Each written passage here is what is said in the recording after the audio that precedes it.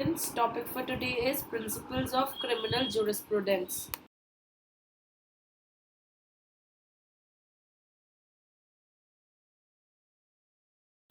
So, in Ravindra Kumar De versus State of Odisha, three principles of criminal jurisprudence were settled, and they are as under. First, that the onus ties affirmatively on the prosecution to prove its case beyond reasonable doubt, and it cannot derive any benefit from a weakness or falsity of the defense version while proving its case.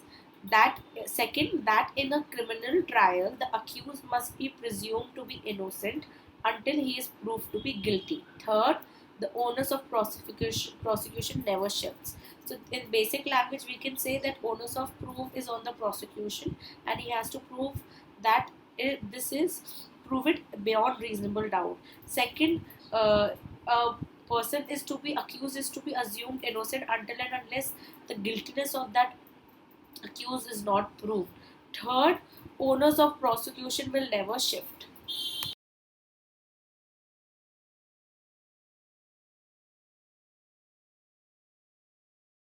So now prosecution to prove its case beyond reasonable doubt. So in the case Dharam Das Wadhwani versus State of UP, the Honorable Supreme Court pointed out as follows that the rule of benefit of reasonable doubt does not imply a frail willow bending to every of hesitancy. Judges are made of a sterner stuff and must take a practical view of the legitimate inferences flowing from the evidence, circumstantial or direct. As has been held in Kaliram versus State of Himachal Pradesh, one of the cardinal principles which has always to be kept in view in our system decided on August 27, 1973 of Administration of Justice for criminal cases is that a person arraigned as an accused is presumed to be innocent unless that presumption is rebutted by the prosecution by production of evidence as may show him to be guilty of the offense which with which he is charged. So the burden of proving the guilt of the accused is upon the prosecution unless it relieves itself of that burden. The court cannot record a finding of guilt of the accused.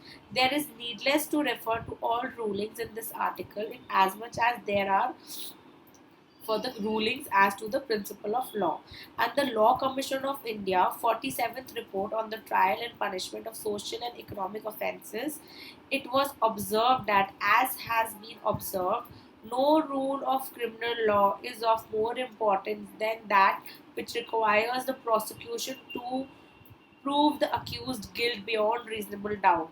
And in the first place, this means that it is for the prosecution to prove the defendant's guilt and not for the later to establish his innocence. So, prosecution is going to prove that this defendant is guilty. Defender is not supposed to prove that he is innocent, and he is presumed innocent until the contrary is proved. Secondly, they must satisfy the jury of his guilt beyond reasonable doubt. So the prosecution is supposed to prove, and the judiciary should be satisfied that whatever the prosecution is proving about the guilt of the respondent is beyond reasonable doubt.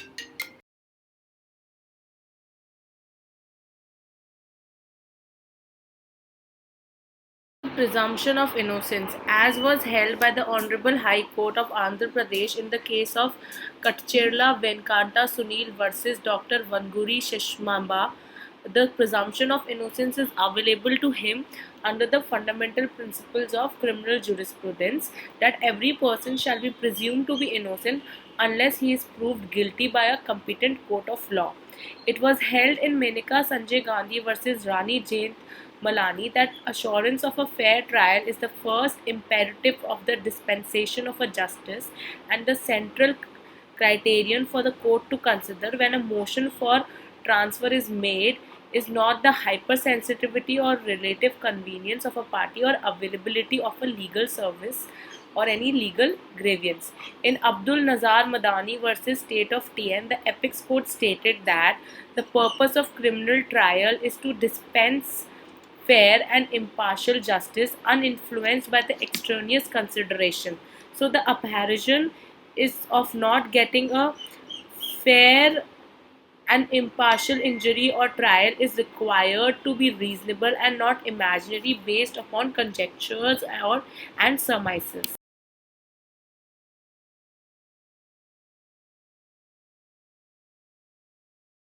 Onus of the prosecution never shifts, as was held by the Honorable Apex Court in CM Girish Babu versus CBI, Cochin, High Court of Kerala. The onus of proof lying upon the accused person is to prove his case by a preponderance of probability.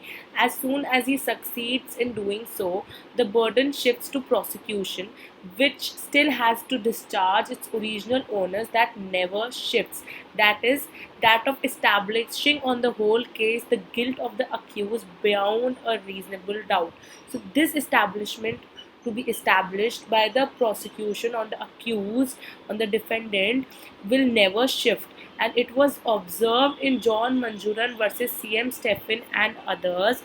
Basically, the original onus never shifts, and the prosecution has at all the stages of the case to prove the guilt of the accused beyond a reasonable doubt.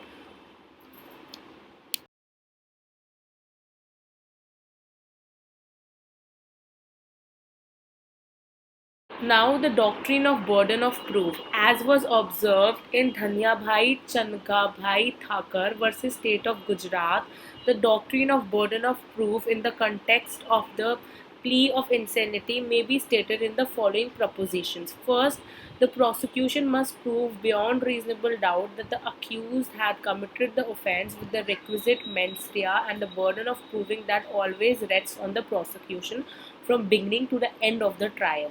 Second, there is a rebuttal presumption that the accused was not insane when he committed the crime in the said laid down by Section 84 of the IPC, and the accused may rebut it by placing before the court all the relevant evidence, oral, documentary, or circumstantial, but the burden of proof upon him is no higher than that which rests upon a party to civil proceedings. Third, even if the accused was not able to establish conclusively that he was insane at the time he committed the offence, the evidence placed before the court by the accused or by the prosecution may raise a reasonable doubt in the mind of the court as regards one or more of the ingredients of the offence, including mens rea of the accused, and in that case, the court would be entitled to acquit the accused on the ground that the general burden of proof resting on the prosecution was not discharged.